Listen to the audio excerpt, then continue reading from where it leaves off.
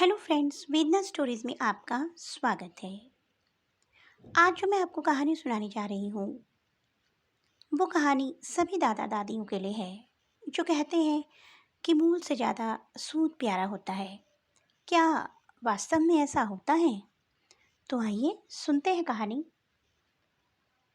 माँ बनना इस दुनिया का सबसे सुंदर अनुभव है। कोई भी औरत हो, वो कितना ही खुशनुमा और सफल जीवन क्यों ना जी रही हो, पर संपूर्णता का एहसास उसको माँ बनने के बाद ही होता है। जब नन्हे कदम किसी स्त्री के जीवन में प्रवेश करते हैं तो वो उस नन्ही सी जान के सामने अपना अस्तित्व भूल जाती है। ऐसा ही सुखद अनुभव रीना को भी हुआ जब वो शादी के 3 वर्ष बाद एक नन्हे से बेटे की माँ बनी। रीना अपने पति आलोक, सास वंदना जी और ससुर गिरीश जी के साथ रहती थी। सभी लोग नन्हे मेहमान के आगमन से बहुत खुश थे। नींद से कभी समझौता ना करने वाली रीना अब सारी सारी रात जागती, पर चेहरे पर शिकन नहीं आने देती। उसकी सुबह से लेकर रात सिर्फ बच्चे की देखरेख में ही हो जाती रही। फिर लगभग 15 दिनों बाद रीना ने घर के काम भी शुरू कर दिए और बीतते दिनों के साथ अपनी पुरानी जिम्मेदारियां भी उठा ली। सुबह नाश्ता, दोपहर में खाना, बच्चे की मालिश करना, जो आमतौर पर पहले दादा दादी या नानी किया करती थी, क्योंकि उनका सोचना होता था कि मूल से ज़्यादा सूद प्यारा होता है। उसको खिला पिलाकर सुलाना, जब तक बच्चा सोए तब तक अपने काम निपटाना, और जब काम खत्म करके खाली होती तब तक फिर से बच्चे का उठ जाना।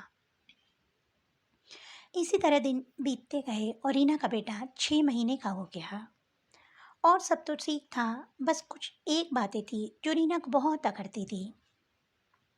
जैसे जब तक बच्चा हंसता खेलता था तब तक तो उसके साथ समय सब बिताते थे, पर जैसे ही वो रोना शुरू करता वैसे ही उसको माँ के हाथ थमा दिया जाता।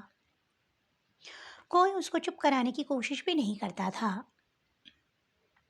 रीना चाहे कुछ भी कर रही हो, उसको सब काम छोड़कर बुला लिया जाता।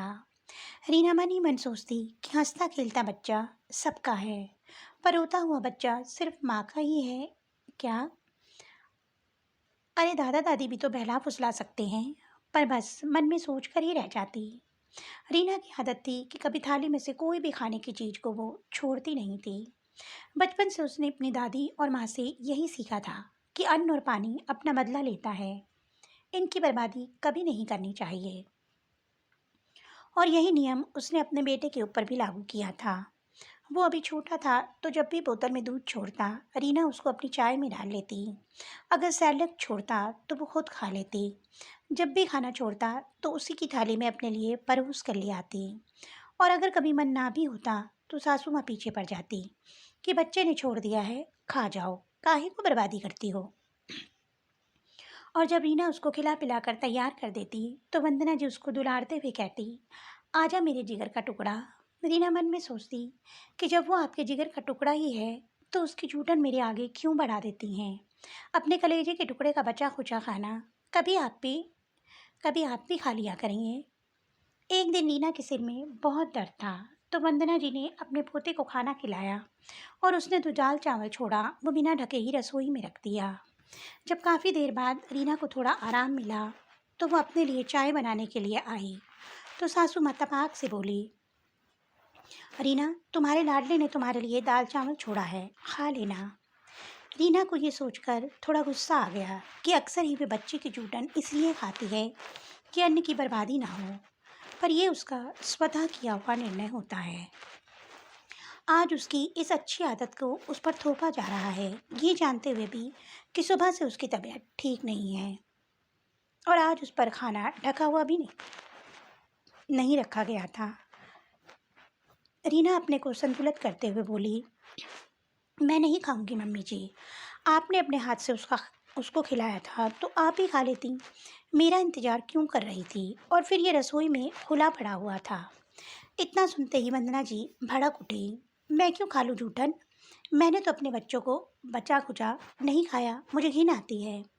रीना बोली, आपको घिन आती है तो आपने इतनी देर पहले का खाना बिना ढके में मेरे लिए क्यों रख दिया? ये सही है कि मैं खा लेती हूँ, पर हमेशा मन से नहीं खाती। ये सोचकर खा लेती हूँ कि अन्न बर्बाद ना हो, फेंका ना जाए। जब आपने खिलाया तो मेरे लिए क्यों रख दिया? मैं तो आपके लिए जूठन सहेज के नहीं रखती। आपके भी तो बच्चे हैं। मैं आपके बच्चों की जूठन आपको दे सकती हूँ, पर नहीं, मैं ऐसे कभी सहेज कर नहीं रखती। फिर रीना शांत हो गई और ये सोचकर कि ये बेसिर पैर की बहस का कोई फायदा नहीं है।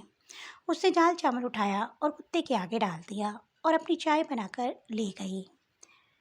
ऐसा ही कुछ तब भी होता था जब बच्चा सुसु या पोटी कर दे।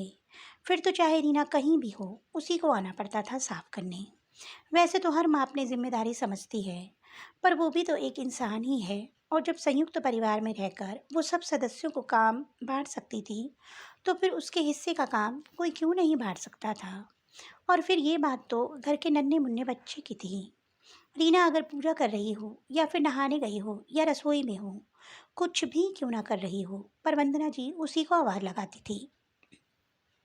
एक बार आलोक का अपने किसी दोस्त के घर पर खाना था, तो उसने फ़ोन करके रीना को बोला, मैं थोड़ी देर में पहुंच रहा हूँ, तुम तैयार हो जाना और बेटू को मम्मी पापा के पास छोड़ देंगे।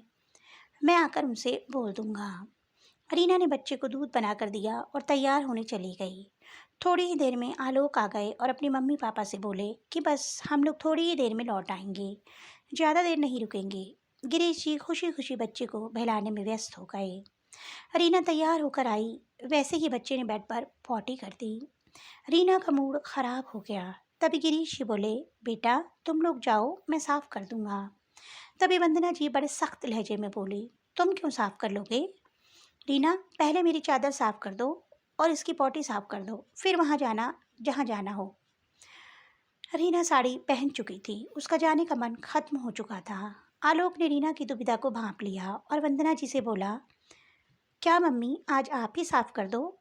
मेरी दादी तो हमेशा मेरी पॉटी साफ करती थी। वंदना जी ने साफ इनकार कर दिया कि अपने बच्चों का ये काम खुद ही करो, मुझसे नहीं होगा।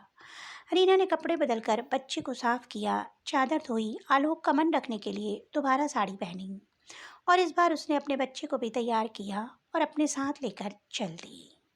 रास्ते में रीना आलोक से दुखी मन से बोली, बताओ परिवार का यही मतलब होता है क्या, कि हमेशा बहू को ही समझौता करना पड़े?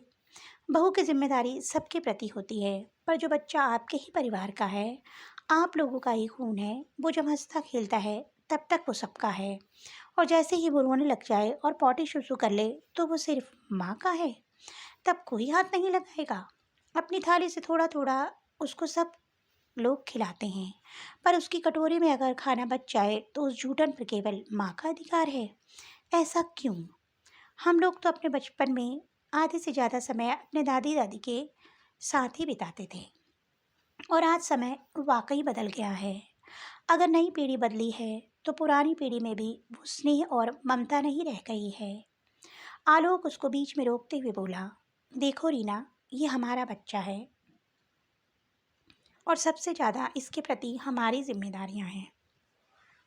मैं मानता हूँ कि मैं ज़्यादा वक्त नहीं दे पाता, पर तुम परेशान ना हो। मैं तुम्हारी हर परेशानी का कोई ना कोई हल जरूर निकालूंगा। अभी तुम अपना मूड सही कर लो। देखते देखते हमारा बेटा बड़ा हो जाएगा और ये सब बातें तुम्हारे लिए कुछ खट्टी और कुछ मीठी यादें बनकर रह जाएंगी। इसलिए ज़िंदगी जैसे सामने आ रही है, उसको हंस के स्वीकार करो। आखिर सब कुछ ना बदला जा सकता है और ना ही छोड़ा जा सकता है। रीना ने पति की बातों से बेहद सुकून पाया और बोली, आज से मैं कोशिश करूंगी कि दूसरों से कम उम्मीदें करूं। शायद यही मेरी तकलीफ की वजह है। आप जैसा पति मिला, यही भगवान की सबसे बड़ी कृपा है। आलोक रीना एक दूसरे को देखकर मुस्कुराते हुए अपने गंतव्य की ओर बढ़ गए। तो दोस्तों, आपको मेरी कहानी कैसी लगी, कमेंट बॉक्स में अवश्य बताइएगा। अगर मेरी इस कहानी से किसी की भावनाओं को ठेस पहुंची हो, तो मैं उसके लिए क्षमा प्रार्थी हूँ। ऐसी ही और कहानियाँ सुनने के लिए मेरे चैनल को सब्सक्राइब कीजिए। जल्द ही एक नई कहानी के साथ मिलूंगी। तब तक के लिए बाय बाय।